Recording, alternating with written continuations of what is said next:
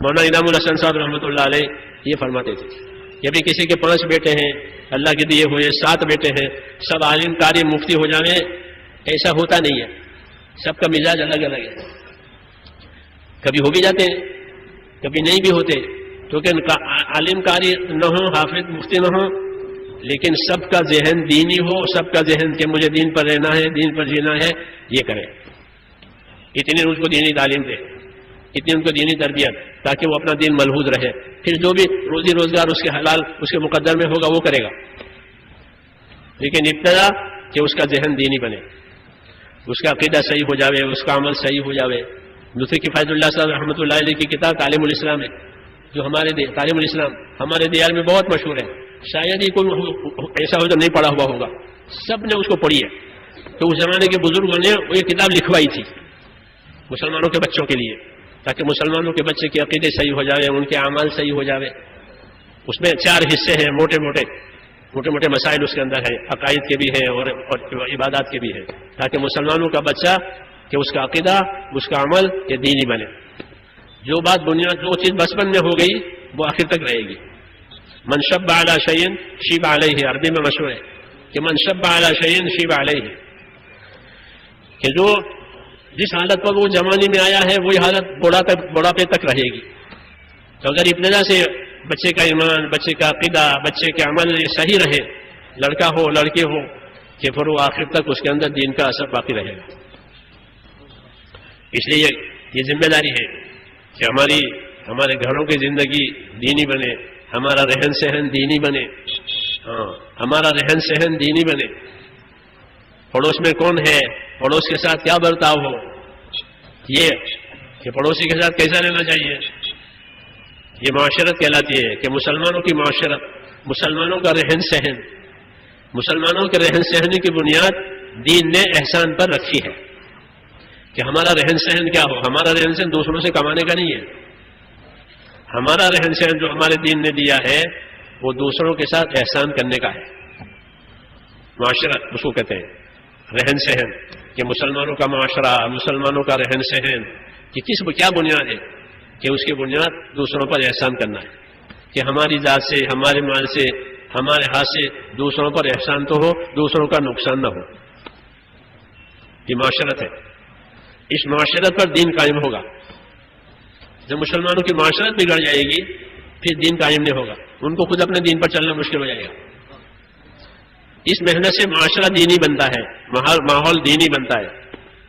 کیوں کہ اس میں ایمان کی بات ہے، اعمال کی بات ہے، علم کی بات ہے، ذکر کی بات ہے، اکرام اخلاق کی بات ہے، اخلاص کی بات ہے۔ اس سے جو معاشرہ بنے گا، ماحول بنے گا، وہ دینی بنے گا، کہ اس سے لوگوں کے سامنے دین آئے گا کہ یہ دین ہے، ان کا دین انہوں نے سکھاتا ہے۔ عبداللہ بن عمر رضی اللہ تعالیٰ عنہ اپنے گھر والوں سے بار بار پوچھتے تھے کہ پڑوسی کے ہاں کیا بھیجوایا، پڑوسی کو کیا دیا،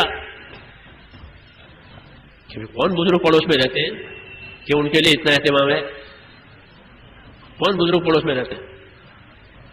تو کوئی بزرگ پڑوس میں نہیں رہتا تھا، پڑوس میں یہودی تھا، اس یہودی کے لیے یہ بات ہوئی کہ اسے اگر کچھ بھیجوایا، اس کو کچھ دیا، کیوں کہ ہم کو ہمارے دین نے پڑوسی کے ساتھ احسان کرنے کا حکم دیا ہے، چاہے وہ یہودی ہو کوئی بھی ہو۔ یہ معاشرہ کہلاتا ہے کہ ہمارا معاشرہ ہے، ہمارا ماحول ہے احسان۔ تو جو ہماری معاشرت اور ماحول ہے اس کی بنیاد احسان پر رکھی گئی ہے کہ مسلمانوں کو احسان کرنا سکھایا کہ اپنی ذات سے نفع پہنچاؤ۔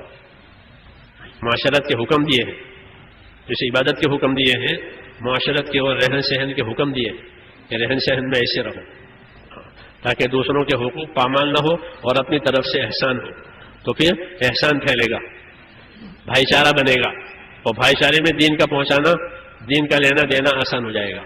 اور جب بھائی چارہ ختم ہو جائے گا، نفرتیں ہوگی، پھر دین دینا لینا مشکل۔ تو ہمارا ماحول یہ دینی بنے، ہمارے معاملات، معاشرت کے بعد معاملات ہوتے ہیں، لین دین اس کو کہتے ہیں کہ لین دین کی کیا بنیاد ہے، کہ لین دین کی بنیاد سچائی اور امانت داری پر ہے، کہ ہمارا لین دین سچائی پر ہوگا، امانت داری پر ہوگا، کسی کا لیا اس کا دیا، تجارت کی کہ ہاں ضرور کرو، حلال روزی کمانے کا بہترین ذریعہ ہے، مگر امانت داری کے ساتھ، کہ تجارت امانت داری کے ساتھ، کہ تجارت سچائی کے ساتھ، لین دین سچائی کے ساتھ، کہ بس کہ سچا اور ایماندار تاجر کل قیامت میں نبیوں کے ساتھ ہوگا۔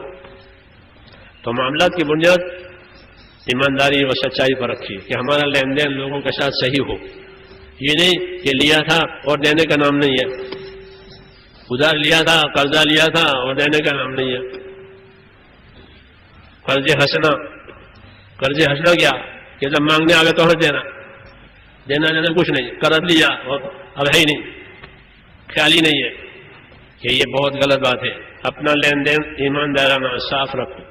حضور صلی اللہ علیہ وسلم کے زمانے میں جنازہ آتا تھا تو پوچھتے تھے کہ اس کے ذمے کوئی قرضہ ہے کسی کا، یہ لوگوں کا قرض لے کر مرا ہے یا کیا ہوا ہے؟ اگر معلوم ہوا کہ لوگوں کا قرضہ اس پر ہے تو فرماتے تھے ادا کرنے کے لیے مال چھوڑا ہے کہ ہاں، تو پھر جنازے کی نماز پڑھاتے تھے۔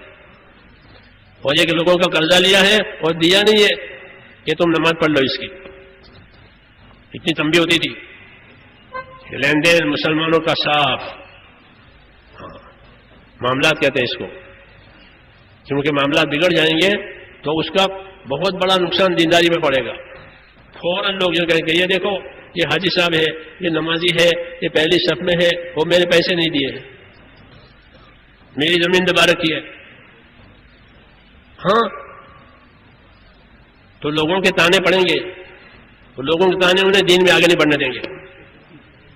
کیوں؟ کہ ان کی معاملہ صحیح نہیں ہے۔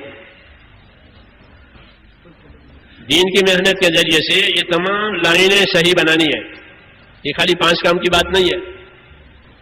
5 کام تو ججمنٹ کا، یہ تو محنت مشق کے لیے ہے، الف با تا کی طرح سے، کہ ہماری لائن، کہ ہمارا ایمان، ہماری عبادت، ہمارا رہن سہن، ہمارا لین دین، ہمارا اخلاق، یہ سب دین بن جائے، پھر دیکھو دین اپنی برکتوں کے ساتھ آئے گا۔ اس محنت میں اللہ نے یہ تاثیر رکھی ہے، اگر یہ اثر ہو گیا، یہ اصولوں کے ساتھ یہ کام ہوا تو یہ خود اپنا اثر پیدا کرے گا، کہ آدمی میں استعداد پیدا ہوگی، اپنی عبادتیں بھی صحیح کرے گا، اپنا رہن سہن بھی صحیح کرے گا، کسی کی اپنی غلطی ہے تو معافی مانگے گا، کسی کی غلطی ہوئی تو معاف کر دے گا، کسی کا لیا ہے کہ ادا کرے گا، امانت ہے۔ ایمان ترقی کرتا ہے تو امانت داری آتی ہے، لوگوں کے حق کے بارے میں ڈرے گا آدمی کہ لوگوں کا حق ہے، یہ عمل ہے، اس کے اندر بیماریوں کا علاج ہے۔ جو بیماری ہوگی زندگی میں اگر یہ محنت صحیح ہوئی تو جیسے دوا بیماری پہ کی جگہ پر جا کر اثر کرتی ہے،